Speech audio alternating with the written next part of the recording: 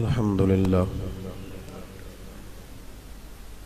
لله رب العالمين والعاقبة للمتقين والصلاة والسلام على سيد الأنبياء والمرسلين أما بعد أعوذ بالله من الشيطان الرجيم بسم الله الرحمن الرحيم يا أيها الذين آمنوا اتقوا الله وكونوا مع الصادقين قال الله تبارك وتعالى في القرآن المجيد والفرقان الحميد صراط الذين أنعمت عليهم صدق الله العظيم وصدق رسوله النبي الكريم إن الله وملائكته يصلون على النبي يا أيها الذين آمنوا صلوا عليه وسلموا تسليما الصلاة والسلام عليك يا سيدي يا رسول الله وعلى آلك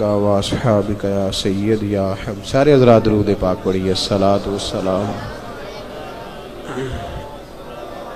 وعلى آلك وأصحابك يا حبيب الله. اللهم صل على سيدنا ومولانا محمد معدن الجود والکرم وآلہ وصحبہ وبارک وسلم. حمد و صلاۃ کے بعد انتہائی قابل تقدیر دوستوں، بزرگوں، بھائیوں، بالخصوص حضرات علماء کرام، مشائخ اعظم، سادات کرام، بالخصوص حضرت قبلہ صاحبزادہ اور رسول صاحب ویسی، حضرت صاحبزادہ قبلہ فیاض احمد صاحب، حضرت صاحبزادہ قبلہ اعظم صاحب، سید منصور شاہ صاحب، دیگر علماء جلوہ فراز ہیں، مفسر اعظم پاکستان، فیض ملت، آفتاب علم و فن، صاحب تصانیف کثیرہ، انتہائی باعمل اور صوفی مزاج اور غریب پرور شخصیت حضور قبلہ الحاج الشیخ الشاہ مفتی خواجہ پیر حافظ محمد فیض احمد صاحب ویسی رحمۃ اللہ آکے اس سے مقدسہ کی خوبصورت تقریبات ہیں. حضرت شیخ چونکہ علم و فن کی دنیا کے آدمی ہیں، علم و کردار کے میدان کے شاہ سوار ہیں. بعض اوقات اس طرح بھی ہوتا ہے کہ اس طرح کی شخصیات کو کسی ایک پہلو کے اندر بند نہیں کیا جا سکتا. خالی اس کے ساتھ یا اشارے ثواب کی تقریبات کے ساتھ صرف ان لوگوں کو کسی جگہ بھی مقید نہیں کیا جا سکتا، کیونکہ وہ بڑے حوالوں کے لوگ تھے. تو بڑے حوالوں کے لوگوں کے لیے بڑے حوالوں کے ساتھ یہ گفتگو کی جانی چاہیے. حضرت فیض ملت رحمۃ اللہ تعالیٰ علیہ کی دو تین چیزیں اور اس سے پہلو سے دو ایک باتیں آپ کی خدمت میں عرض کرنی ہے. اللہ تبارک و تعالیٰ سمجھنے کی توفیق عطا فرمائے. حضرت کا جو شغف تھا وہ علم تھا، اور آپ کا مزاج، آپ کی طبیعت علمی تھی. کچھ لوگوں کا مزاج علمی نہیں ہوتا، وہ سند یافتہ بھی ہو، باقاعدہ کہیں سے ان کی برارت بھی ہو، مکمل کسی ادارے کے اندر بیٹھتے بھی ہوں، کسی مسجد میں مستقل جمعہ بھی پڑھاتے ہوں، پر مزاج علمی نہیں ہوتا. اسی لیے اعلیٰ حضرت فاضل بریلوی رحمۃ اللہ علیہ سے کسی نے پوچھا تھا کہ عالم کے لیے سند ضروری ہے؟ تو آپ فرمانے لگے نہیں، عالم کے لیے تو علم ضروری ہے. آپ کے پاس علم ہونا چاہیے، سند تو چلو مل جاتی. تو حضرت کا جو مزاج تھا نا وہ علمی تھا. علم جو ہوتا ہے نا وہ آنکھیں کھولتا ہے بندے. علم ایک روشنی، آپ داد بے شک نہ دے تو بات ضرور توجہ سے سنو. علم جو ہوتا ہے نا وہ شناسائی پیدا کرتا ہے. ایک شاعر نے تو بڑی عجیب بات کر دی، وہ کہنے لگا یہ آگہی بھی بڑی مصیبت ہے. مجھے کچھ چیزوں کا پتہ ہے اس لیے میں بڑی مشکل ہوں. بندے کو علم ہوتا ہے تو بڑی ساری چیزوں سے وہ بچتا ہے. جاہل بہت ساری باتیں کر جاتے ہیں. عالم جو ہوتا ہے نا وہ بڑی ساری چیزوں کو محتاط طریقے سے لے کے چلتا ہے. ایک بات شیخ سعدی کی عرض کرتا ہوں. حضرت سعدی فرمایا کرتے تھے کہ 40 عالم بیٹھے ہونا ان کو ایک دلیل سے چوک کرایا جا سکتا. دلیل سنیں گے مطمئن اٹھیں گے. اور فرماتے تھے ایک جاہل بیٹھا ہو تو 40 دلیلوں سے بھی چوک نہیں کرائے گا. وہ جاہل ہے، اس کو پتہ ہی نہیں دلیل کی طاقت کیا ہے. عالم جو ہوتا ہے نا، عالم اس کا شغف علمی ہوتا ہے، اس کی جدوجہد علمی ہوتی ہے، اس کا مزاج علمی ہوتا ہے. علم کی چیز اسے رغبت دیتی ہے، وہ علم کی طرف بڑھتا ہے. اللہ تعالیٰ نے قرآن مجید میں فرمایا کہ انما یخشی اللہ من عبادہ العلماء، اللہ کے بندوں میں سے جو عالم ہیں وہ اللہ سے ڈرتے ہیں. کیونکہ علم جو ہوتا ہے وہ آنکھیں کھولتا ہے، دل روشن کرتا ہے، انسان کو آگاہی حاصل ہوتی ہے، شعور بیدار ہوتا ہے. تو بہت سارے کام وہ پھر کر ہی نہیں سکتا، اس لیے کہ اسے پتا ہوتا ہے. بچہ جب تک لاشعوری میں ہے اسے نہیں پتا کہ یہ اینٹ ہے، کہ یہ کتاب ہے، کہ یہ آگ ہے. لیکن جب اس کی شعور کی آنکھیں کھلتی ہیں اسے پتا چل جاتا ہے آگ ہے، بھاگنے لگا. عالم سمجھ جاتا ہے کہ یہ معصیت ہے، یہ گناہ ہے، یہ بات ٹھیک نہیں ہے. وہ پھر تھوڑا سا نا محتاط ہو جاتا ہے، اس کی زندگی میں احتیاط ہوتی ہے. حضرت فیض ملت رحمۃ اللہ علیہ محتاط قسم کے عالم تھے، غیر محتاط نہیں. مدارس سے چندے کے لیے جب ہم لوگ اعلانات کرتے ہیں، اب ہم کچھ اس طرح کی وضاحتیں دے رہے ہوتے ہیں، کئی دفعہ نا محسوس ہوتا ہے وضاحت سن کے ہی کہ کوئی گڑبڑ ہے مسئلے میں. کیونکہ بعضوں کا زیادہ وضاحتیں دینے سے بھی انسان کمزور پڑتا ہے. میری شادی تھی، میں نے حضرت فیض ملت رحمۃ اللہ علیہ کو لاہور سے بہاولپور کے لیے ٹکٹ بھیجا. میں نے کہا میری شادی میں تشریف لائیں. حضرت نے مجھے کہا کہ میں آؤں. آپ کی طبیعت ٹھیک نہیں تھی، علیل ہو گئے، تو آپ تشریف نہیں لا سکے. کچھ دنوں کے بعد مجھے ڈاکخانے سے پیغام آیا کہ آپ کا منی آرڈر آیا ہوا. میں نے کہا کہ میرا منی آرڈر بہاولپور سے، مطلب یہ مجھے تو یاد ہی نہیں تھا. تو میں جب وہاں پہنچا تو وہ ایڈریس پہ تھا، وہ حضرت کا تھا. میں نے فون کیا، میں نے کہا حضور یہ کیا ہے؟ فرمانے لگے آپ نے شرط لگائی تھی کہ ٹکٹ شادی کے لیے، ہاں تو آپ کھلا کر دیتے نا کہ جہاں مرضی آپ استعمال کریں، تو پھر تو میرے لیے 100% جائز تھا. آپ نے شرط لگائی تھی، لہٰذا میں آ نہیں سکا تو ٹکٹ کے پیسے واپس بھیج.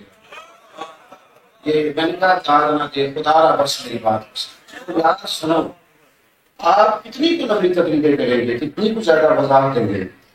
میں گرویدہ ہوں حضرت کا، میں نے ان کو قریب سے دیکھا ہے. میں بہت ساری جگہ پہ نہیں جا پاتا، یہاں سال کے حاضری اپنی طبیعت کی وجہ سے دیتا ہوں اور اپنے دل کے ملان کے سبب سے دیتا ہوں. جب کوئی جاننے پہچاننے والا نہیں ہوتا تھا پھر بھی میں اپنا بیگ لے کے بس پہ بیٹھ کے یہاں حاضری دینے کرتا تھا. آپ اس بات کو سمجھ لیں کہ عالم جب علم سیکھ لیتا ہے، حضرت عبداللہ ابن عباس رضی اللہ تعالیٰ عنہ فرمایا کرتے تھے کہ علم اور دولت تیرے عیب چھپا دے. پھر سنیں میں نے کیا کہا، علم اور دولت تیرے عیبوں میں پردہ ڈالتی ہے، اور فرمایا تیری جہالت اور تیرا محنت چھوڑ کے کثر غریبی پہ جانا، پیسہ کمانا ہی نہ، یہ دونوں چیزیں تیرے پردے کھول دے گی. علم جو ہوتا ہے، علم یہ آدمی کو باپردہ کرتا ہے. آپ کا جب مزاج علمی ہو، مزاج طبیعت. تھوڑے دن پہلے میں نے صاحبزادہ کوکب صاحب سے کہا، کچھ بچے فارغ ہوئے نئے تو انہوں نے خطبے پڑھنے تھے جمعے کے. ہمارا بہت سارا کام ایسا ہے جو حضرت نے کیا ہے. یہاں چلیں یہ بھی اعلان ٹھیک ہے کہ لوگ کتابیں نہیں چھپواتے، پر میرا تو درد یہ ہے کہ لوگ کتاب کا پوچھتے ہی نہیں. چھپ بھی گئی ہے تو سوال ہی نہیں کرتے کہ جناب پڑھنی ہے تو کتاب دیں، سوال ہی نہیں ہے. جب آپ مزاج علمی نہیں بنائیں گے تو کتاب چھپوا کے کس کو دیں گے؟ اور جب سے یہ آپ کا میڈیا ہے پھر تو کتاب سے میری طرح میں کیا مطلب بات عرض کروں. بہت سارے لوگ ہیں جن کا زیادہ وقت موبائل پہ گزرتا ہے، حالانکہ انہیں پڑھنا لکھنا چاہیے تھا. تو میں نے صاحبزادہ کوکب صاحب سے کہا کہ وہ خطبات ویسیہ تو مجھے بھیجیں آپ کسی طریقے سے. میں نے طالب علموں سے کہا کہ یار یہ حضرت نے مختصر اور آسان لکھے ہیں، اگر تم ان کو یاد کر لو نا. بچے خوش ہو گئے. او بھائی آپ خدا را میری بات کو سمجھے، ان کا مزاج علمی تھا، وہ پڑھنے لکھنے کی بات کرتے تھے. میں نے بہت سارے لوگوں کو دیکھا ہے جو حضرت سے مسائل دریافت کرتے تھے، بڑے لوگ ہو، ان کی طبیعت میں علم تھا، علم کے ساتھ وہ وابستہ رہے. آپ ان کے ایصال ثواب کے لیے ایک بہترین کام یہ کریں کہ حضرت کی ایک کتاب پوری پڑھ لیں. آپ پوری کتاب پڑھیں ان کی، یہ ایصال ثواب ہے. ان کا جو اتنا سارا ذخیرہ ہے، اور حضرت ڈاکٹر مسعود احمد صاحب رحمۃ اللہ علیہ نے کہا کہ ان کی تحریر کے اندر جو املا کی کچھ چیزیں ہیں، جو پروف کے معاملات ہیں، ان کو کلیئر کر دو، رکھ دو۔ فرمانے لگے تم پتہ نہیں پڑھو گے کہ نہیں پڑھو گے، ہو سکتا ہے صدیوں بعد ہی کو تحقیق کرنے والے آئیں اور ان کو پتہ چلے کہ بہاولپور کی ایک چھوٹی سی مسجد میں ایک شخص تھا جو تنہا تھا۔ نہیں چلیں، کچھ باتیں تلخ بھی ہوتی ہیں، کچھ تنہائیاں تھیں، جن تنہائیوں میں اس شخص نے، کچھ لوگ ایسے تھے جو قریب ہو سکتے تھے، نہ ہو پائے الا ماشاءاللہ، کچھ شاگرد، کچھ عقیدت مند، کچھ ارادت مند، زیادہ ایک ٹیم کی صورت میں سامنے آتے تو بڑا کام ہوتا۔ اپنے قلم سے لکھا، اپنے ہاتھ سے لکھا۔ کئی جگہ پہ فرماتے ہیں کہ فقیر کو کوئی معاون بھی میسر نہ آیا، شاید کچھ ساتھ ہوتا تو یہ 4000 لکھنے والا شخص 10,000 بھی لکھ پاتا، آگے بڑھ جاتے۔ انقلابی زندگی، ان کا قلم جوان تھا، تازہ تھا، وہ کام کرتے رہے، کام کرتے۔ اور یہ یاد رکھیں کہ ہر دور میں جب بندہ کام کرتا ہے تو سارے بندے حوصلہ افزائی والے بھی نہیں ہوتے، کئی لوگوں کی باتیں ہوتی ہیں، کئی معاملات ہوتے ہیں، ہر بندہ حوصلہ افزائی والا نہیں ہوتا، ہر شخص وہ نہیں ہوتا جو ان کی زندگی میں ان کی تعریفیں کرتا رہا۔ ہاں چونکہ میں نے کچھ وقت گزارا ہے تو مجھے پتہ ہے، وہ تیری آنکھ ہو یا سنگ ملامت کی چبھن، کون پہنچا ہے میرے درد کی گہرائی تک۔ او بھائی، وہ چلتے رہے، انہوں نے اپنا کام کیا، اور شوق علم کا ان کو لکھنے کا شوق تھا تو وہ لکھتے تھے جاتے اور مسلسل لکھتے تھے۔ ان کو پڑھانے کا مزاج آیا۔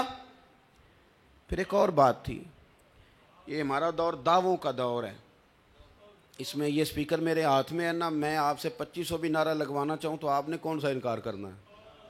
اور مجھے وہ والی تقریر بھی آتی ہے جس میں آپ بڑے نعرے لگائیں گے، مجھے آتی ہے، میں آپ کو صحیح کہہ رہا ہوں، آپ بڑے تگڑے نعرے، او ہو مجمع سارا ادھر کا ادھر ہو جائے، آتی ہے۔ خدا کے بندو، ایک بات سمجھو جو حضرت کی زندگی سے ہمیں درس میسر آتا ہے، وہ یہ ہے کہ ان کا شوق تھا پڑھانے کا، تو دعویٰ کوئی نہیں۔ مدینے کا بھکاری فیض احمد ویسی، اس سے زیادہ کچھ نہیں۔ حضرت نے پڑھانے کا شوق پیدا کیا تو وہ خود فرماتے ہیں کہ میں شیخ القرآن مولانا عبدالغفور صاحب ہزاروی رحمۃ اللہ علیہ کے پاس گیا، چونکہ وہ دورہ تفسیر پڑھاتے تھے، اکابرین میں سے تھے۔ میں نے ان سے ملاقات کی، ان کی خدمت میں حاضری دی، ان سے کچھ باتیں کی، کیونکہ وہ اس فن میں پرانے چل رہے تھے۔ اٹھ کے الگ سے نیا ایک دعویٰ نہیں کیا، بلکہ اپنے بزرگوں کا جو تسلسل تھا کہ وہ تفسیر قرآن پڑھاتے ہیں، وہ لوگوں کو اس علم سے آشنا کر، ان کے پاس گیا، رہنمائی لی، باتیں کی۔ پھر فرماتے میں نے شروع کیا، انہوں نے یہاں بھی پڑھایا، انہوں نے لاہور میں بھی پڑھایا، انہوں نے کوئٹہ میں بھی پڑھایا، انہوں نے کاموکے میں بھی پڑھایا، انہوں نے گجرانوالہ میں بھی پڑھایا۔ بندے کو شوق لگ جائے نا، ہمارے جن بچوں کو برگر کھانے کا شوق لگ جاتا ہے تو برگر اچھا اگر منڈی یزمان سے ملے تو پہنچ جاتے ہیں کہ نہیں تو ہم تو پتہ ہی نہیں اس گل کا۔ جن کو شوق لگ جاتا ہے نا فوٹو کھنچوانے کا، تو وہ سفر کرتے ہیں 10 گھنٹے کا، تو پتہ چلتا ہے پتہ نہیں پیر صاحب سے دعا لینے آئے، آخر میں پتہ چلتا ہے نہیں فوٹو لینے آئے ہیں۔ شوق فوٹو کا لگ گیا نا۔ ان کو علم کا شوق تھا، اس چیز نے انہیں متعدد جگہوں پہ وہ پہنچے اور شوق کے ساتھ گئے۔ کوئی بڑے مطالبے نہیں، کوئی بڑے معاوضے نہیں، کوئی ایسی بات نہیں، دور دور تک شائبہ نہیں۔ وہ بسوں پہ بھی سفر کرتے رہے، وہ سادگی کے ساتھ اپنا وقت گزارتے رہے، لیکن علم کے ساتھ جڑے رہے۔ میری اور آپ کی ڈیوٹی یہ ہے کہ ہم اپنا شغف علم کے ساتھ پیدا کریں، اپنے سینئر اساتذہ سے رابطے میں رہیں، کچھ مسائل پوچھیں، کچھ باتیں دریافت کریں اور علم سیکھیں اپنے علم میں اضافے کے لیے۔ علم کو اختیار کریں گے نا تو بڑی ساری چیزیں ویسے مل جائیں گی۔ کنز العمال میں حضرت عبداللہ ابن عباس ہی کا فرمان موجود ہے۔ آپ فرماتے ہیں اللہ تعالیٰ نے حضرت سلیمان علیہ نبینا علیہ الصلاۃ والسلام کو 3 چیزوں کا اختیار دیا تھا کہ آپ 3 چیزوں میں سے کسی ایک کو چن لیں، مال، سلطنت اور علم۔ اللہ نے اختیار دیا۔ کیا پیغمبر آپ اللہ کے نبی مال بھی اختیار کرتے تو انہوں نے سخاوت ہی کرنی تھی، انہوں نے کوئی مال اپنی جمع کے لیے تھوڑی اختیار کرنا تھا، اور سلطنت بھی اگر انبیاء اور صلحاء کے پاس آتی ہے تو قوموں کا فائدہ ہی کرتی ہے، لوگوں کو عادل حکمران ہی میسر آتے ہیں۔ حضرت عبداللہ ابن عباس فرماتے ہیں رب نے اختیار دیا کہ 3 چیزیں ہیں، توجہ ہے میری بات پر؟ یہ میں نے اور آپ نے اپنا محاسبہ کرنا ہے. ہم نے ویسے چنا کیا ہوا ہے, کدھر بھاگ رہے ہیں, ویسے سفر کس طرف کا شروع کیا ہوا ہے, کس طرف دوڑ ہے, توجہ کیا ہے. مطلب چل کے گھنٹوں کا سفر جب کرتے ہیں تو مطمع نظر کیا ہے, اپنے دل سے پوچھنا ہے کسی نے ہمیں کیا بتانا ہے, اپنا محاسبہ کرنا ہے. حضرت عبداللہ ابن عباس فرماتے ہیں کہ جناب سلیمان علیہ السلام کو اختیار دیا گیا تھا 3 چیزوں میں سے ایک کو اختیار کر لیں, علم ہے, مال ہے, حکومت ہے, سلطنت ہے, 3 میں سے ایک چن لیں. تو حضرت سلیمان علیہ السلام نے نا علم کو چنا. انہوں نے کہا مالک مجھے نا علم چاہیے. تو رب کریم نے فرمایا میرے نبی نے علم کو چنا ہے, لہذا مال بھی دے دو, سلطنت بھی دے دو. یہ ساری چیزیں علم کے پیچھے پیچھے آ جاتی ہیں, یہ اس کے پیچھے پیچھے خود بخود چلتی ہیں, یہ محتاج ہوتی ہیں علم کی. اگر آپ کا شوق اور ذوق عالم ہونا تو فرض کفایہ ہے نا, مستقل عالم ہونا اور فتوے تک پہنچنا اور اتنی استعداد پیدا کرنا یہ تو فرض کفایہ ہے, پر علم کا شوق تو ہر مسلمان کے لیے ضروری ہے نا. امام غزالی رحمۃ اللہ علیہ نے لکھا ہے کہ حضرت عمر بازار میں درہ لے کے جاتے تھے اور تاجروں سے سوالات کرتے تھے, ان سے پوچھتے تھے مسائل زکوٰۃ کے, ان سے پوچھتے تھے تجارت کے مسائل, اور اگر وہ صحیح جواب نہیں دیتے تھے تو انہیں درے مارتے تھے. فرماتے تھے جاؤ جا کے پہلے علم سیکھو پھر آ کے تجارت کرنا. تمہیں جب پتہ ہی نہیں ہے مسائل کا تو تم تو بہت ساری چیزوں میں غلطیاں کرو گے, تم تو بہت سارے معاملات کے اندر گڑبڑ کرو گے. جاؤ, درے مارتے تھے, جاؤ جا کے پہلے علم سیکھو. اور امام غزالی نے تو یہاں تک لکھا ہے کہ آپ کا جو حجام ہے نا, نائی ہے بال کاٹنے والا, اسے بھی پہلے علم سکھا لیں, اسے پتہ ہو کہ شریعت میں کون سے بال کاٹنے چاہیے کون سے نہیں کاٹنے چاہیے. پھر وہ آپ سے کہے گا کہ میاں میں نہیں داڑھی آپ کی صاف کروں گا, کہیں اور جاؤ. اسے بھی پتہ ہو کہ مجھے شریعت کہاں تک اجازت دیتی ہے اور کہاں تک. یہاں تو مسند پہ بیٹھے پیر صاحب کو نا, او ہو ان کی کرامتیں خطیب صاحب بیان کر رہے تھے, بلے بلے بڑی بات ہو رہی تھی, اور ایسے جناب وہ بیچارہ بھی پسینے میں شرابور تھا, اور نعرے لگانے والے بھی سمجھ رہے تھے کہ آخری ہے بس جلسہ ہمارا, ہاتھ دھو رہی تھی. لیکن وہ پیر صاحب کو کسی نے بتایا کہ 3 انگوٹھیاں پہنی ہوئی ہیں, ایک جائز ہے. کہتے واقعی اس بیچارے کو ابھی تک یہ بھی نہیں پتا تھا, لیکن کرامتوں کی اس کی لائن لگی ہوئی تھی. تو علم کا جو معاملہ ہے, سب سے پہلے تو علم کا شوق اپنی طبیعت میں پیدا کریں, آپ مزاج بنائیں. میں آپ سے عرض کروں کہ اگر حضرت کی کتاب میں 4000 ہیں تو 40 کے نام تو آنے چاہیے, اتنا تو کم از کم کریں. آپ 40 کے نام تو آپ کو آنے چاہیے کہ حضرت نے یہ کتاب لکھی, اور آپ کی بغل کے اندر چند رسائل تو حضرت کے ہونے چاہیے. جب کوئی شخص آپ سے سوال کرے تو آپ ایک رسالہ ہی پیش کر دیں. میں آپ کو بتاؤں لٹریچر اتنا ضروری ہے, اتنا ضروری ہے, اور یہ ہر دور میں ضروری تھا اور ہر دور میں ضروری رہے گا. جب مسلمانوں پر کافر حملہ کرتے تھے تو وہ لوگوں کو قتل نہیں کرتے تھے, سب سے پہلے لائبریریاں ضائع کرتے تھے, کتابیں اٹھا کے پھینکا کرتے تھے. وہ کہتے تھے کہ یہ ذخیرہ ان کے پاس جب تک ہے, یہ لوگ طاقتور ہیں. حضرت کی تو ساری توجہ لائبریریاں بنانے پہ رہی, کتابوں پہ ذوق رہا, کتابوں کا کام کیا. ہمیں ان کتابوں کے نام آئیں. حضرت نے جو کام کیا ہے, بہت ساری چیزیں ایسی ہیں اور ہیں بھی بڑی سادی, وہ کوئی ایسے ادبی لفظوں کے ہیر پھیر میں چیزیں آپ کو نہیں الجھاتی. مواد ہے, اس میں مواد ہے, اس کے اندر دلائل ہیں, آپ لیں گے تو چیزیں آپ کو نفع دیں گی. ان چیزوں کو حاصل کریں, ان کو پڑھیں. اور اس کے علاوہ بھی علماء اہل سنت نے جو کام کیا ہے, جو کتب تصانیف کی ہیں, ان کتابوں پر توجہ دیں, کتاب کا ذوق پیدا کریں. عالم سے مسئلہ پوچھیں.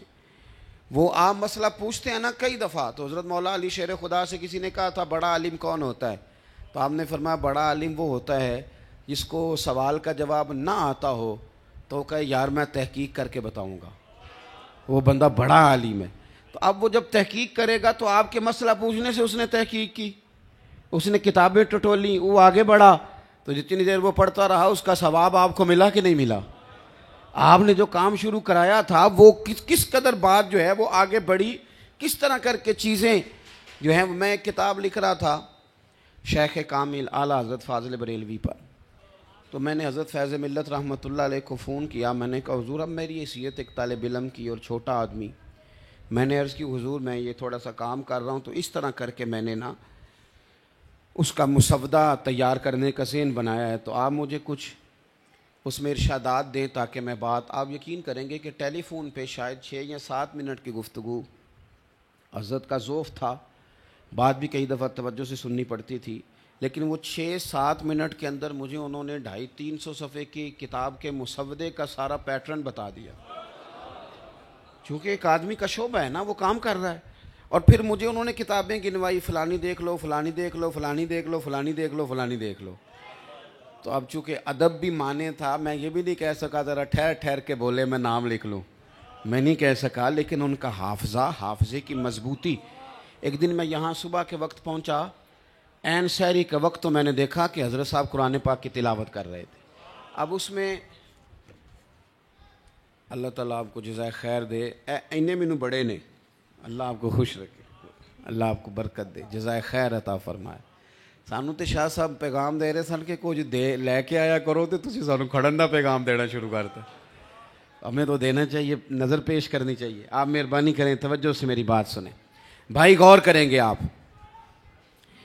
حضرت کا مزاج علمی تھا۔ میری آپ سے گزارش ہے، جتنے آپ لوگ یہاں آئے ہیں، آپ علم کی چیزوں کو سیکھیں۔ حضرت فیض ملت رحمۃ اللہ تعالی علیہ، جو بندہ ذوق علمی رکھتا ہو یار، اس کے ماننے والوں کا کتابوں سے تعلق ہی کوئی نہ ہو۔ آپ کے تو مطلب یہ کہ بغلیں بھری ہونی چاہیے کتابوں سے، ہمارا تو ہر لحظہ کتابوں کے ساتھ، اور یوں جناب ہم پیش کریں، اس موضوع پہ لے لو، اس موضوع پہ لے لو، اس موضوع پہ لے لو، یہ والی لو، یہ والی لو، ہمیں تو فہرست جو ہے وہ ازبر ہونی چاہیے۔ ایک بات، دوسری بات یہ کہ زندگی چلتے رہنے کا نام ہے۔ علماء سے آپ پوچھیں گے تو جو پانی بہتا رہتا ہے وہ پاک ہوتا ہے، جو ایک جگہ ٹھہر جائے اس میں شبہات بڑھ جاتے ہیں۔ حضرت فیض ملت ہوں، حضور محدث اعظم ہوں، اعلیٰ حضرت بریلوی ہوں، حضور مفتی اعظم ہوں، یہ لوگ جہد مسلسل کے لوگ تھے، اور ان کی جو جد و جہد تھی وہ سیاسی نہیں تھی۔ لوگ سیاسی تعلق داریاں بھی بناتے ہیں نا، لوگ سیاسی تعلق داریاں بھی بناتے ہیں، سیاسی افطاریاں بھی کراتے ہیں۔ لوگوں کو پتہ ہوتا ہے کہ میرے شہر میں کون بڑا بڑا امیر بندہ ہے، اس کے ساتھ لوگ وقت پر ٹیلی فون بھی کرتے ہیں، رابطے بھی رکھتے ہیں۔ ان کا جتنا تعلق تھا سارا دیندار لوگوں کے ساتھ تھا، طلباء کے ساتھ، علماء کے ساتھ، اور مسلسل کام کیا، مسلسل۔ لکھنا بھی ایک شخص نے، بیانات کے لیے بھی جانا ہے، اور پڑھانے کے لیے مختلف جگہ پہ جانا ہے، پھر پوری دنیا کے علمی لوگوں سے رابطہ، یہ کمال ہے۔ اور خطوں کی، تو میرے پاس کئی خطوط ہیں صاحب کے، خطوط کے ساتھ لوگوں کے ساتھ مسلسل ربط میں رہنا۔ پھر ایسے لوگ کہ جو کتاب سے جڑنا چاہیں ان کا کتاب کے ساتھ رابطہ، اور جہاں محسوس ہو کہ یہ بندہ پڑھنے لکھنے کا شوقین ہے تو اس کا قلم کے ساتھ رابطہ کرانا، اور جہاں محسوس ہوا یہ بندہ طریقت کا ہے تو اس کو کہنا تو آنا، ہمارے پاس فیض ہے، خواجہ ویسے کرنی کا بھی ہے، غوث اعظم جیلانی کا بھی ہے۔ ہمہ پہلو زندگی اور اس پہ جد و جہد۔ جو بندہ جس طرح کا، ہمارا نا ایک مزاج آج کل یہ بھی بن گیا ہے کہ ہم اپنی طبیعت مسلط کرنا چاہتے ہیں۔ جس مزاج کا میں ہوں، میں چاہتا ہوں ساری دنیا اس طرح کی بن جائے۔ بھئی اس طرح ہوتا نہیں، یہ مزاج نہیں، یہ ممکن نہیں۔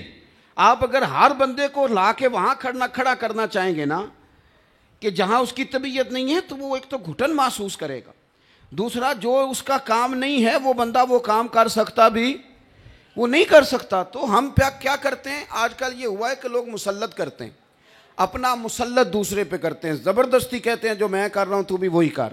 حضرت کا یہ مزاج نہیں تھا، اور نعت خانوں کے ساتھ پیار کرتے تھے، محبت کرتے تھے، پر کسی کو پکڑ کے یہ نہیں کہا ادھر آپ پہلے درس نظامی کر۔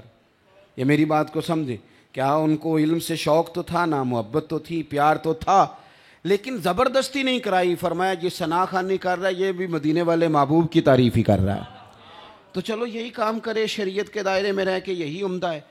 تو جو بندہ جس پہلو میں، جس انداز میں آتا ہے، جہاں آتا ہے، آپ غور کریں، نبی پاک صلی اللہ علیہ وسلم کی طبیعت مبارکہ اس طرح ہے کہ حضور کی خدمت عالی مرتبت میں لوگ آتے تھے نا، تو حضور ان کے ذہن کے مطابق ان کی ذہن سازی فرماتے تھے۔ ایک بدو حاضر خدمت ہوا، اس نے عرض کی یا رسول اللہ مجھے اسلام کے بارے میں کچھ بتائیں۔ تو نبی پاک صلی اللہ علیہ وسلم نے نا اسے ترجیحی بنیادوں پر دین کی بات بتائی، جو ترجیحی بنیادیں۔ اللہ کے محبوب نے فرمایا ایک تو کلمے کی گواہی دے، دوسرا فرض نماز ادا کر۔ عرض کی یا رسول اللہ کچھ زیادہ بھی کروں؟ تو فرمایا اگر تو اپنے پاس سے نفل پڑھے گا تو اللہ تجھے اس کا اجر عطا کرے گا۔ پھر حضور نے فرمایا رمضان کے روزے رکھ۔ عرض کی حضور کچھ زیادہ بھی کروں یعنی نفلی بھی رکھوں؟ تو فرمایا اگر تو اپنی طرف سے نفلی روزے رکھے گا تو اللہ تجھے اس کا اجر عطا کرے گا۔ پھر فرمایا حج فرض ہونے پر حج کر۔ یا رسول اللہ کچھ نفل بھی کروں؟ فرمایا رب سے تو اجر لے گا۔ نبی کریم نے فرمایا زکوٰۃ ادا کر۔ حضور نفلی صدقات بھی کروں؟ فرمایا کرے گا تو اجر ملے گا۔ حضور نے اسے تلقین فرض کی تربیت فرائض کی فرمائی۔ اور یہ بھی یاد رکھیں کہ ہمیشہ اصل جو ہوتی ہے اصل درجہ اسی کا ہوتا ہے۔ بہت سارے لوگ ہمارے ایسے ہیں جن کا فروعات پہ پورا زور ہے پورا، اور فرائض کے معاملے میں وہ کمزور ہیں۔ اللہ تعالیٰ ہمیں معاف کرے۔ مطلب محفل میں 2.5 گھنٹے سے بیٹھا ہوا ہے اور نماز کا ٹائم آیا تو اس نے دوڑنا شروع کر دیا، کوئی جگہ مل جائے چھپنے کی۔ اپنے اوپر غور کر یار، یہ تو سوچ، اللہ سے معافی مانگ کہ تیری توجہ ہی نہیں جا رہی نماز کی جانب۔ اللہ کے محبوب نے فرائض کی تلقین کی، فرائض کی۔ میری بات کی سمجھ آ رہی ہے دوستوں کو؟ فرائض کی تلقین کی، فرائض کی، شہادت، کلمہ شہادت، نماز، روزہ، حج، زکوٰۃ، فرائض کی۔ فرمایا فرائض پابندی سے پڑھ۔ اس نے عرض کی یا رسول اللہ صلی اللہ علیہ وسلم مجھے اللہ کی عزت کی قسم آپ نے جو بتایا ہے نہ اس میں کمی کروں گا نہ زیادتی کروں گا۔ یہ لفظ کہہ کے وہ بندہ باہر نکلا۔ حضرت ابو ہریرہ فرماتے ہیں قریب محبوب فرمانے لگے بھئی جنتی دیکھنا ہے؟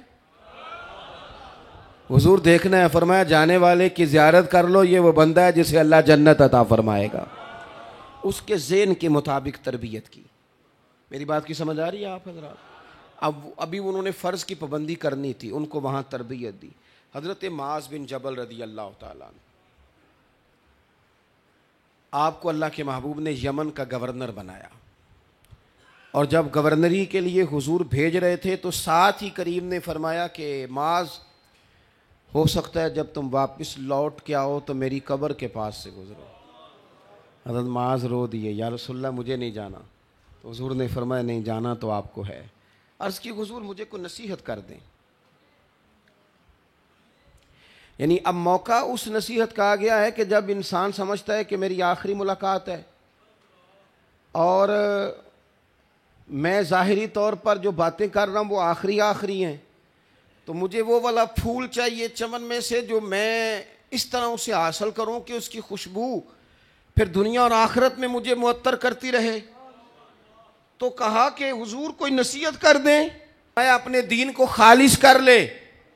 فرمایا اے معاذ اگر اپنے دین کو خالص کر لو گے نا تو تمہارا تھوڑا عمل بھی دنیا اور آخرت میں تمہارے لیے کافی ہو جائے گا۔ اگر مخلص ہو کہ نماز پڑھو خیال ہو کہ بس میرا اور میرے رب کا معاملہ ہے، صدقات دو تو توجہ اللہ رسول کی جانب رکھو، تم کوئی بھی نیکی کا کام کرو، کوئی بھی خیر کا کام کرو۔ اور اس پر امام کشیری نے ایک بات لکھی ہے، وہ فرماتے ہیں نیک عمل بندے پر بوجھ نہیں ہوتا جب تک اس میں بندہ مخلص ہو۔ یہ امامہ باندھنا، داڑھی رکھنا، سنت شریعت کے مطابق لباس پہننا، نماز پڑھنا، یہ مشکل نہیں ہوتا۔ کب؟ جب تک بندہ ریاکار نہ ہو۔ اگر ریاکار ہو جائے تو مشکل ہے، کیونکہ وہ تو اس کے تو سینے میں بات کھٹک رہی ہے کہ پہلے 4 بندے آئیں آ کے کہیں تیری پگڑی بڑی سونی ہے، 10 بندے آئیں وہ آ کے کہیں جناب وہ میں نے تو کل اسے تہجد پڑھتے دیکھا ہے۔ اب چونکہ شوقین ہو گیا ہے یہ، تو اب نہ جب تک تعریف نہیں ہوتی اسے مزہ نہیں آتا۔ فرماتے ہیں اگر مخلص ہو جائے، اخلاص نصیب ہو جائے، للہیت اسے میسر آئے تو پھر اس کے لیے عمل بوجھ نہیں بنتا۔ میری بات کی سمجھ آ رہی ہے نا آپ حضرات؟ پھر عمل کرنا اس کے لیے آسان ہو جاتا ہے۔ لیکن اگر یہ مخلص نہیں ہے، اس کے اندر اخلاص نہیں ہے، للہیت نہیں ہے، پھر کوئی بھی نیک عمل کرتا ہے تو مشقت کے ساتھ کرتا ہے، مشکل کے ساتھ کرتا ہے، پھر اسے محسوس ہوتا ہے کہ میں مطلب یہ کہ بڑا میرے لیے یار یہ کام مشکل ہے، آسانی نہیں رہتی۔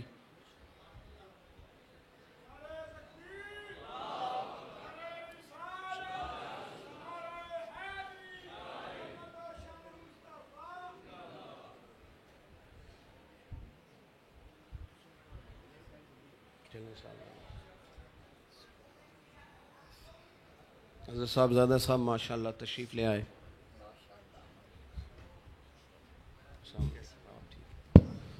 بس ایک آدھ بات میں عرض کرتا ہوں، پھر اپنی بات کو سمیٹتے ہیں.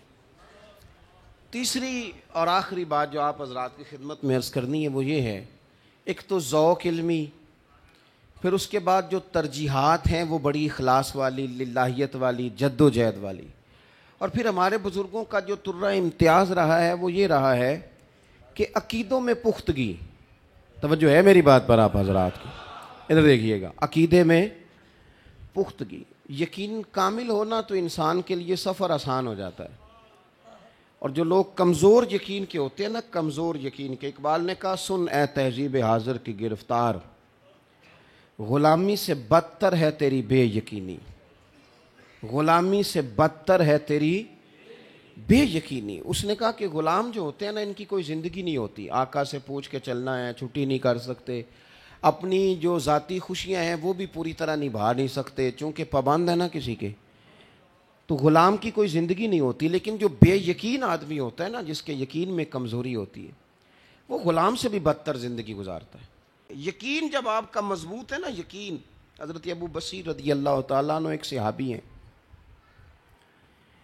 جب نبی پاک صلی اللہ علیہ وسلم نے معاہدہ کر لیا حدیبیہ کا قریش کے ساتھ، تو ان کے اندر کچھ شرائط بظاہر بڑی سخت تھیں. ایک شرط یہ تھی کہ اگر کوئی مسلمان اپنے آقا کی اجازت کے بغیر مکے سے مدینے جائے گا تو مدینے والے اسے واپس کریں گے، پناہ نہیں دیں گے. اسی شرط کی روشنی میں حضرت ابو بصیر رضی اللہ تعالیٰ عنہ بھی نا، اب ایک آدمی قید ہے، زنجیریں توڑ کے آیا ہے، وہ توڑ کے زنجیریں مکہ شریف سے مدینہ طیبہ پہنچے. اور جب یہاں حاضر ہوئے تو نبی پاک صلی اللہ علیہ وسلم سے آ کے کہا کہ یا رسول اللہ میں بڑی مشکل سے آیا ہوں، جوانوں میری بات پہ توجہ کرنا. تو حضور نے فرمایا بھی ہم تو وعدہ کر چکے ہیں، ہم تو نہیں تمہیں رکھیں گے. توجہ ہے میری بات پر؟ پیر صاحب نے کہا تھا میرے ساتھ عمرے پہ چلو، ایئرپورٹ پہ جا کے پتہ چلا پیر صاحب کے ساتھ فراڈ ہو گیا ہے. پیری مریدی قائم رہتی ہے؟ انہوں نے کہنا نہیں، 35% پیر صاحب بھی فراڈیے ہیں. مسئلہ گڑبڑ ہو جاتا ہے. کہیں کسی جگہ استاد صاحب کی کوئی ایسی بات جو ہماری سمجھ میں نہیں آ رہی، لیکن وہاں بھی لوگ اڑ جاتے ہیں. یہ جو کمزوری ہے نا طبیعتوں کی، اس سے کیا ہوتا ہے، انسان لاؤبالی طبیعت کا ہو جاتا ہے. سارا دن بکھری سوچیں، الجھے خیالات، وسوسوں کا غلبہ. صبح کچھ تھا، دوپہر کچھ تھا، شام کچھ تھا. جس نے آج تک طے ہی کچھ نہیں کیا تو وہ سفر کیسے کرے گا؟ حضرت ابو بصیر حضور کے سامنے کھڑے ہیں، اس جگہ پناہ لینے آئے ہیں جہاں سب کو پناہیں ملتی ہیں. لیکن کریم نے کیا فرمایا؟ یہ بھی امتحان محبت ہے. فرمایا ہم نے وعدہ کیا ہے، ہم تمہیں نہیں رکھیں گے. اتنی بات ہو رہی تھی تو وہ حضرت ابو بصیر کا جو آقا تھا، جس کے آپ غلام تھے، مکے میں اس نے 2 بندے بھی بھیج دیے، وہ بھی آ گئے. انہوں نے آ کے کہا جناب آپ کا وعدہ ہے، واپس کریں. حضور نے فرمایا ٹھیک ہے لے جاؤ. وہ جناب ابو بصیر کو لے گئے. جب رستے میں پہنچے نہ، لے کے جا رہے تھے تو چونکہ بندے دلیر تھے، جب مدینے کی سرحد ختم ہو گئی تو کہنے لگے یہ تلوار تو دکھانا. کس طرح کی ہے؟ تلوار دکھائی تو ایک کی گردن کاٹی، دوسرا ویسے ہی بھاگ گیا. اب یہ دوبارہ مدینے آئے، کہا یا رسول اللہ آپ نے تو وعدہ پورا کر دیا تھا، تو میں نے بھی مدینے کی سرحد میں کچھ نہیں کہا. باہر جا کے ایک بندہ مارا ہے، ایک بھاگ گیا اور میں حاضر ہو گیا. حضور نے فرمایا ہم پھر بھی تمہیں نہیں رکھیں گے، کیونکہ ہم نے وعدہ کیا ہوا ہے، ہم اپنے معاہدے کی پابندی کریں گے. حضرت ابو بصیر چلے گئے. ایک مقام تھا، کھجوروں کی جگہ تھی، جو نہ مدینے کی سرحد تھی نہ مکے کی. وہاں جا کے کھجوریں تھیں، کنواں تھا، وہاں ڈیرا لگا لیا. انہوں نے جا کے مکے شکایت کی، مکے سے پیغام آیا کہ وہ واپس نہیں آئے. تو آپ نے فرمایا ابھی میں نے تو واپس کر دیا تھا نا، اب تم قبضہ نہیں کر سکے تو تمہاری مرضی. حضرت ابو بصیر نے وہیں ڈیرا لگایا. ادھر دیکھنا میری طرف، نہ گھر ہے، نہ بچے پاس ہیں، نہ کوئی اور ہے.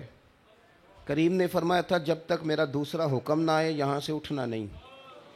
جیم جان دا کچھ وسا نہیں، جان یار نو دے تے شاد ہو جا. اس سے دل دہن فساد سارے، دل دلبر نو دے تے آزاد ہو جا.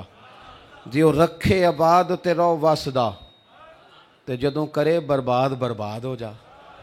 پھر مان نہ بات، پھر جہاں وہ کھڑا کرے ہو جا چپ کر کے. وہیں وقت گزارا. اب جگہ بن گئی مسلمانوں کے لیے. کریم کی حکمت کاملہ دیکھیں, جگہ بن گئی. اب جو مسلمان بھی پریشان ہوتا ہے ان کے پاس آ کے بیٹھ جاتا, چونکہ نہ وہاں کی سرحد ہے نہ یہاں کی ہے. انقلابیوں کا ایک جتھا جمع ہو گیا 300 کے قریب, پہلے 70 تھے پھر 300 ہو گئے. انہی میں حضرت ابو جندل رضی اللہ تعالیٰ عنہ بھی آ کے شامل ہو گئے. اب یہاں سے قافلہ گزرتا مکے والوں کا تو یہ گھیر لیتے. حالات اتنے پریشان کن ہوئے مکے والوں کے لیے کہ جس شرط پر وہ بڑی ڈینگیں مارتے تھے نا کہ دیکھو ہم نے مسلمانوں کو دبا لیا, پھر خود آ کے حضور کی بارگاہ میں کہنے لگے باقی رہنے دیں, یہ والی شرط تو ختم کرے نا, جو آتا ہے اسے رکھیں, اپنے پاس پناہ دیں. میرے نبی کریم نے خط لکھا حضرت ابو بصیر کو. سالوں بیت گئے, سالوں. چر ہویا مینوں ترلے لیندیاں, کدی موڑ میرے ول واگاں, خواب میری وچ ایک وار جے آویں میں ساری عمر نہ جاگاں. دیر ہو گئی تھی انتظار کرتے, دیر ہو گئی, مرنے کے بعد بھی میری آنکھیں کھلی رہیں. عادت جو پڑ گئی تھی تیرے انتظار کی. انتظار کر رہے تھے, حضور کا پیغام گیا کہ آ جا مدینے, تیرے لیے اجازت ہو گئی, آ جا. تو جب خط گیا تو شدید دلیل تھے. خط کو دیکھا, آنکھوں سے لگایا, حضرت ابو جندل کا ہاتھ پکڑ کے زور سے دبایا, کہنے لگے دیکھ یار میں کامیاب نہیں ہو گیا, میرا بلاوا آ نہیں گیا. یہ لفظ کہے, کلمہ پڑھا اور روح ہی پرواز کر گئی. گویا انہوں نے کہا مجھے حضور نے بلایا ہے, میں مزار میں جا کے مدینے والے کی زیارت کروں. عزیز, یقین کی دولت پیدا کریں. اگر تھوڑی دیر کے لیے بھی کہیں کھڑا ہی نہیں ہونا آتا, کھڑا ہی نہیں ہونا. ہمارے بزرگوں کے عقائد اور نظریات میں بڑی پختگی تھی. اگر انہوں نے ہمیں کسی بد مذہب سے ہٹنے کا کہا تو آپ یقین کریں یہ مزے والا کام ہے. اس پر انشراح صدر پیدا کریں, یہ مزے والا کام ہے. اگر انہوں نے ہمیں حدود کا تعین کر کے دیا تو یہ ایک لطف والا کام ہے, اس کو کر کے دیکھیں. اپنی مرضی کا مزاج نہ پیدا کریں, یہ الجھا دے گا. وہ لوگ اگر کہیں کھڑے تھے تو آپ یقین کریں ان کی استقامت ان کا حسن بن گئی. غیروں نے بھی کہا یار یہ وہ والے بندے نہیں جو اسٹیج پہ کچھ ہوتے ہیں نیچے کچھ ہوتے ہیں, ان کا کال ان کا حال ہے, جو یہ کہتے ہیں وہ کر کے دکھاتے ہیں. ہم نے حاجی ابو داؤد صادق صاحب رحمۃ اللہ علیہ کو دیکھا, میں حیران ہوتا تھا جب کبھی انہیں طالب علمی کے زمانے میں دیکھتے تھے تو بچے تھے نا, اللہ تعالیٰ ہمیں معاف کرے, تو ہم کہتے تھے یار اتنا بڑا آدمی ہے, زمانہ سارا ادب سے نگاہیں جھکاتا ہے, بڑے بڑے وزیر آ کے ملتے ہیں تو سلوٹ کرتے ہیں, تو یہ بڑا کچھ کر سکتے ہیں. کرتے ہی نہیں. ہمارا یہ خیال ہوتا تھا. پھر وقت بدلا, ہم میدان میں آئے تو پتہ چلا کہ یہ لوگ بڑے ستھرے تھے, بڑے صاف تھے, یہ بڑے حسین تھے. ان کی زندگی اتنی خوبصورت تھی کہ پھول بھی ان کے ہاتھوں میں آتے تھے تو ان کی خوشبو لیتے تھے. اتنے باوقار تھے, جوتے ساری زندگی چپل کے رہے اور پلاسٹک کے رہے, لیکن آپ یقین کریں کہ قدم ایک منٹ کے لیے بھی نہیں ڈگمگائے. انہوں نے سادے, میں نے ان کو آخری وقت تک رکشے میں سفر کرتے دیکھا. سفر ان کا رکشے میں رہا, لیکن منزل وہی رہی جو محدث اعظم نے بتائی تھی, پیغام وہی رہا جو مفتی اعظم نے دیا تھا, رنگ وہی رہا جو حضرت اعلیٰ حضرت فاضل بریلوی کا تھا. اور یہ سارے لوگ میں نے ایک دن اکٹھے بیٹھے دیکھا 3 بزرگوں کو, حضرت شیخ ابو داؤد محمد صادق صاحب رحمۃ اللہ علیہ کو, حضرت فیض ملت شیخ فیض احمد ویسی صاحب, اور حضرت مولانا عبدالرشید صاحب رضوی رحمۃ اللہ علیہ سمندری والے. تینوں کو اکٹھے بیٹھے دیکھا تو میں نے ان کے ہاتھوں میں کھانے کے بھی چھوٹے چھوٹے ٹکڑے دیکھے, اور یہ خوبصورت رنگ میں دیکھ رہا تھا. تو باتیں وہی تھیں, رنگ وہی تھا, علمی گفتگو وہی تھی.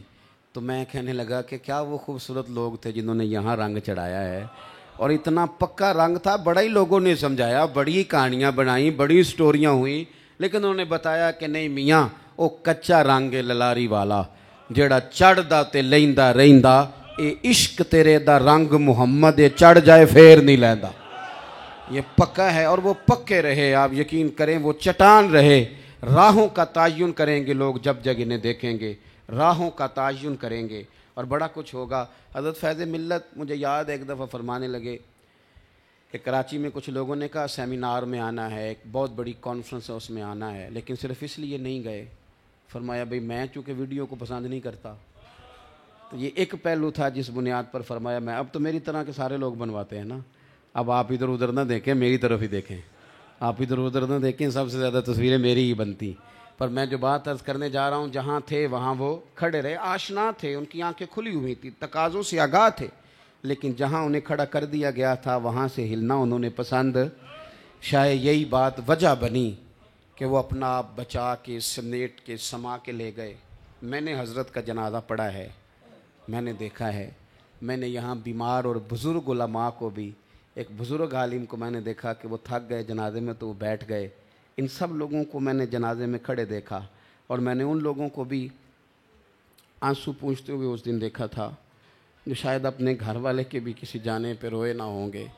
تو پھر پتہ چلتا تھا کہ جو لوگ نبھا کے جاتے ہیں نا، ان کے ساتھ پھر لوگوں کی نا غائبانہ بڑی عقیدتیں ہوتی ہیں، کوئی نہ بھی آئے تو محبتیں بڑی زیادہ ہوتی ہیں، تو نبھا جائیں۔ اور یہ 3 باتیں جو میں نے عرض کی ہیں، ایک تو شغف علمی پیدا کریں، دوسرا طبیعت اخلاص والی بنائیں، جد و جہد والی بنائیں، اور تیسری بات میرے عزیز یہ کہ جن نظریات پر ہمیں ہمارے بزرگوں نے کھڑا کیا، دعا یہ ہے کہ رب اسی پر ہمیں دنیا سے لے جائے، اسی پر پانی پر نہ سہیلیاں رنگا رنگ کڑے، پریا اس دا جانیے جس دا توڑ چڑھے، آخر دعوا یعنی الحمدللہ رب